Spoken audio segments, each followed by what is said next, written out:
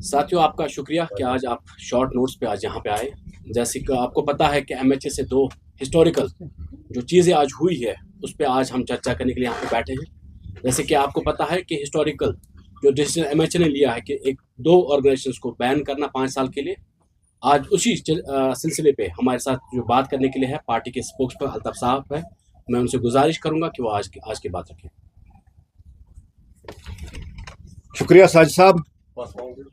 मेरे साथ आज इस प्रेस कॉन्फ्रेंस में साजिद साहब, साहिल साहब, फारूक साहब और अकील साहब बैठे। दोस्तों, जैसे कि कल एक बहुत बड़ी अचीवमेंट हुई है शाम को, जैसे सब ने देखा कि दो ऑर्गेनाइजेशन इत्तेहादुल मुस्लिमीन और अवामी एक्शन कमेटी पे एमएचए ने बैन लगा दी है। भारतीय जनता पार्टी जम्मू कश्मीर इसका वेलकम करती है, खैर मकदम करती है, खुश आमदीद करती है कि ऐसे जो संगठन कश्मीर में इंतहा पसंदी,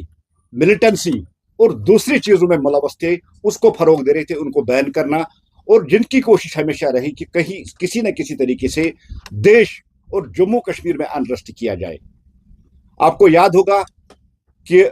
हुर्रियत कॉन्फ्रेंस बैनड जिसको बैन किया गया था, ये दोनों संगठन, चाहे अवामी एक्शन कमेटी हो, चाहे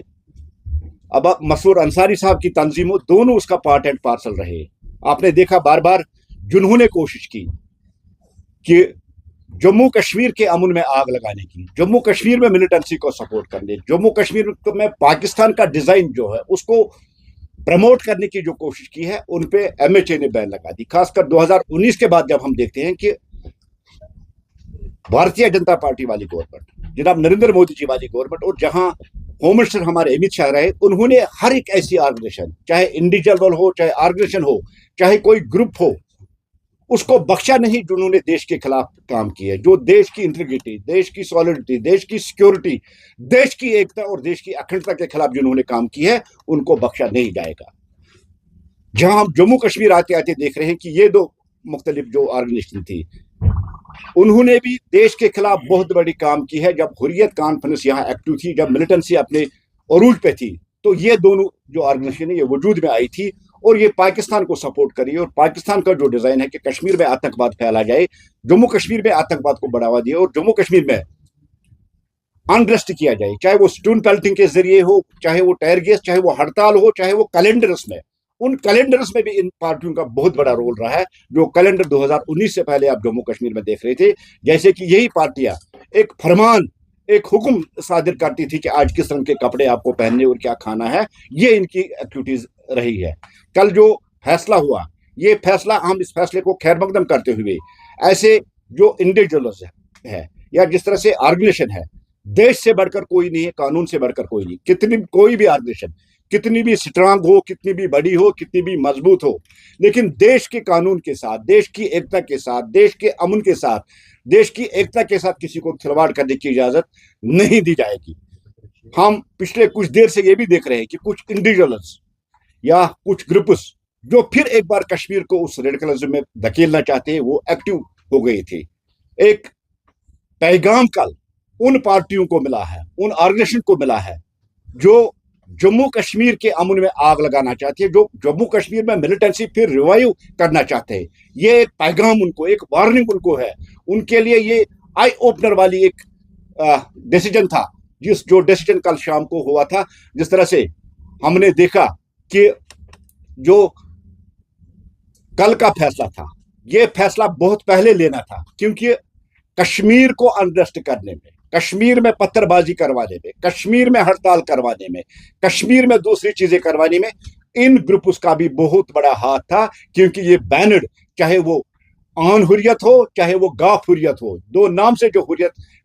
की यहाँ जो प्लेटफॉर्म चलते थे, जिनका काम ही था कि कश्मीर में पत्थरबाजी करवाए, कश्मीर में वो अनरेस्ट करवाए, इनका भी बहुत बड़ा रोल है। कल होम मिनिस्ट्री की तरफ से पूरी तहकीकात के बाद, पूरी इंक्वायरी के बाद ये देखा गया कि इन दोनों पार्टियों के जो लीडर हैं, उनके मुख्तलिफ जेल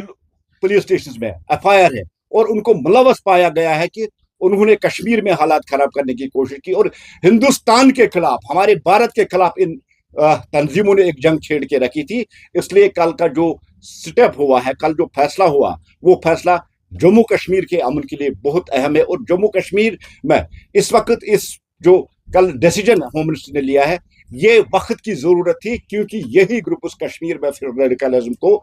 वापस रिवाइव करना चाहते और कश्मीर को मुख्तलिफ प्लेटफार्म के जरिए कोई रिलीजियस के नाम पे, कोई पॉलिटिक्स के नाम पे कश्मीर को फिर उन्हीं 90s के हालात में धकेलना चाहते थे। वो कोई पॉलिटिकल ऑर्गेनाइजेशन हो, वो सोशल ऑर्गेनाइजेशन हो, या कोई भी ग्रुप हो, हम उनसे ये कहना चाहते हैं कि आज के भारत में, नरेंद्र मोदी जी के भारत में, किसी को भारत मुखालिफ प्रोपेगेंडा करने की इजाजत नहीं दी जाएगी। चाहे वो कोई पॉलिटिकल पार्टी हो, चाहे वो कोई सोशल ग्रुप हो, चाहे कोई भी ऑर्गेनाइजेशन हो। ये नया भारत है, नया जम्मू कश्मीर में है। नए भारत और नए जम्मू कश्मीर में आतंकवाद और आतंकवादियों के आकाओं के लिए कोई जगह नहीं है। नए जम्मू कश्मीर में स्टून पेल्टर्स, उनके सपोर्टर्स, हड़ताल, कैलेंडर्स, जितने चीजें उन्होंने की, उनके लिए कोई जगह नहीं है। कल के फैसले का हम खैर मकदम करते हुए गवर्नमेंट ऑफ इंडिया से ये अपील करना चाहते हैं, और खासकर हम एलजी साहब से भी अपील करना चाहते हैं कि मुख्तलिफ जो इंडिविजुअल्स या जो ग्रुप्स आजकल लाल चौक में देखे जाते हैं, वहां फिर वो रेडिकलाइजेशन वाला जो माहौल कभी था, जिसमें कभी आसिया इंदिरा भी चलती थी या दूसरे जो सेपरेटिस्ट लीडर्स चलते थे, वो फिर एक बार दोहराना चाहते हैं। हम होम मिनिस्ट्री से ये गुजारिश करना चाहते हैं, ऐसे ग्रुप या ऐसे पॉलिटिकल पार्टीज जिनका एजेंडा है कि देश के खिलाफ बोलना, देश की सिक्योरिटी के खिलाफ बोलना, देश की एकता के खिलाफ बोलना, उन पे भी बैन लगनी चाहिए। क्वेश्चंस अगर आपके हों तो बता सकते हैं।